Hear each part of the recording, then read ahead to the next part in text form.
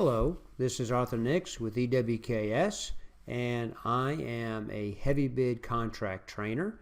Today I'm going to talk about changing material prices throughout the estimate.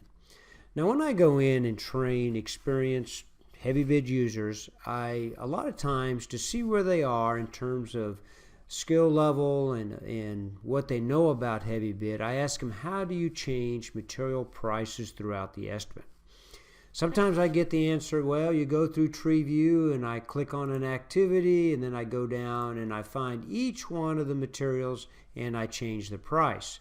And obviously, if a certain aggregate occurs 40 times, they would have to do that 40 different times in the estimate, which makes no sense since this is a database.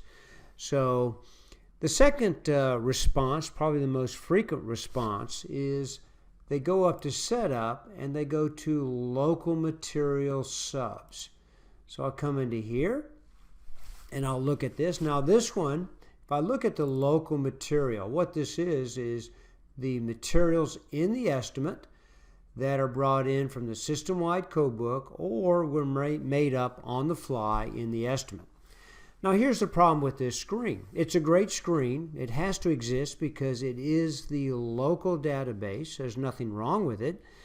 The problem is I can't see the current price in the estimate. This price is not the current price, or it might not be the current price. If I change it in the tree view, it does not change here. It's only the price what's going to be the next time I choose this material.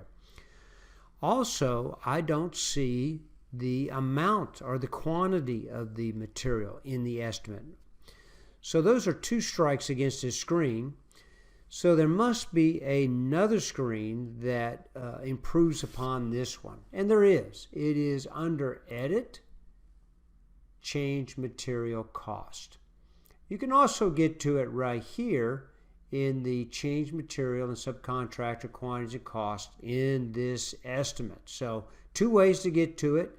It's very different, again, from Setup Local Materials. It's not the same screen. All right, so let's see how the change material price throughout the estimate screen works.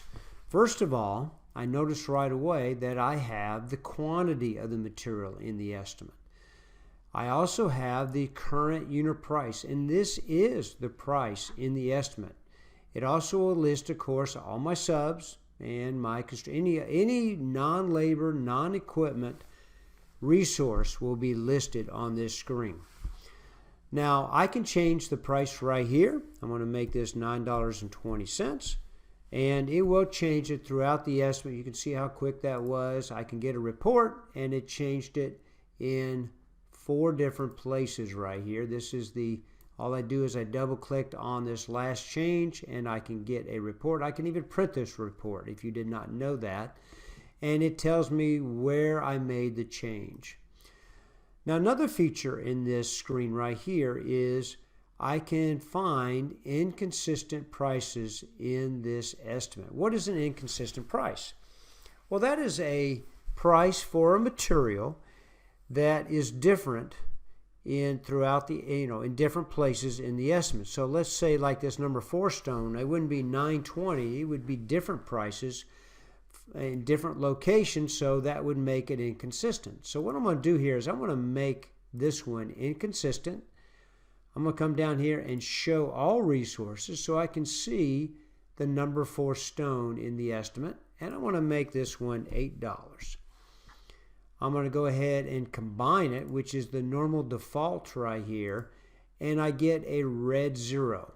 That means, it doesn't mean it's 0, it just means that HeavyBid doesn't know what price to put there, so it puts a red 0, meaning it's inconsistent right here. You notice in the local material screen, I have no indicator that something's inconsistent in the estimate. I just blindly have to change right here that make a change, and then I have no idea. Maybe I shouldn't change something. Here I can at least see it before I make the change. I can also filter. So when you're getting close to finishing an estimate, you want to click on the only inconsistencies and see the materials resources that are inconsistent.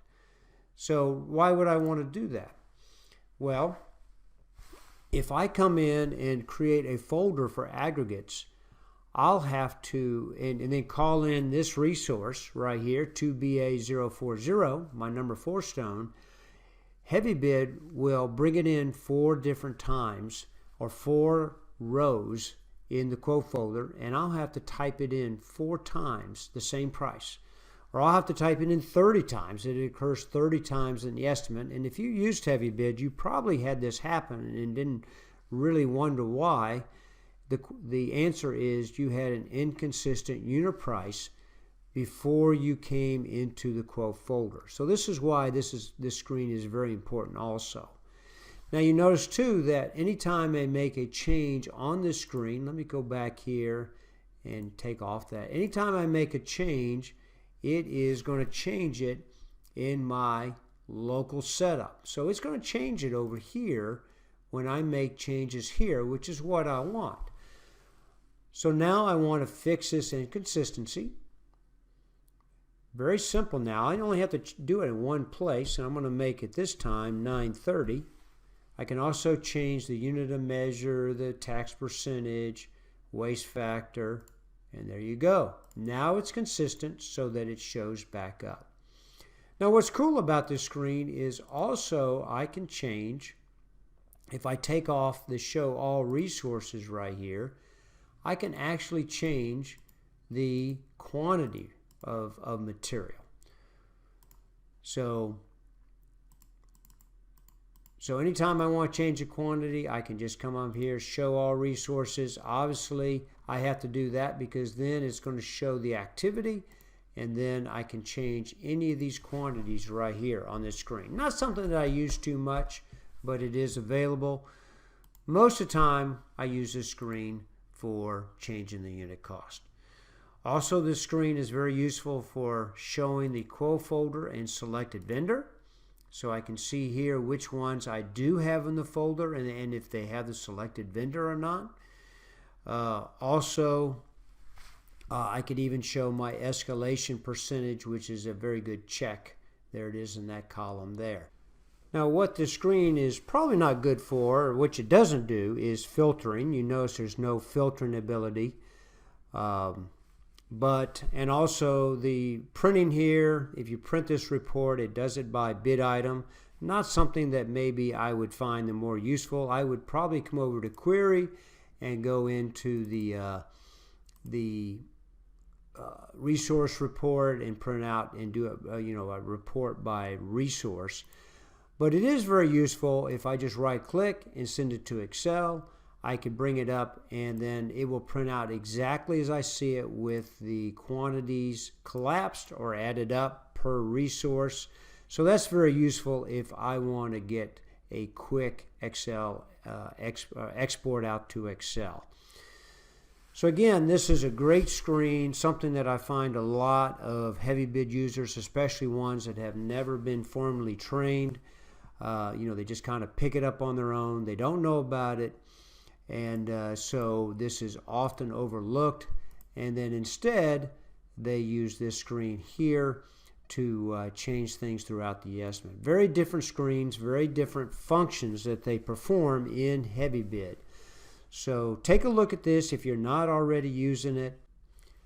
Again, this is Arthur Nix with EWKS. My company works with HeavyBid users to optimize the workflow in HeavyBid, to educate them, and to show them how to be more efficient in HeavyBid, either by developing code books or just developing skills within HeavyBid.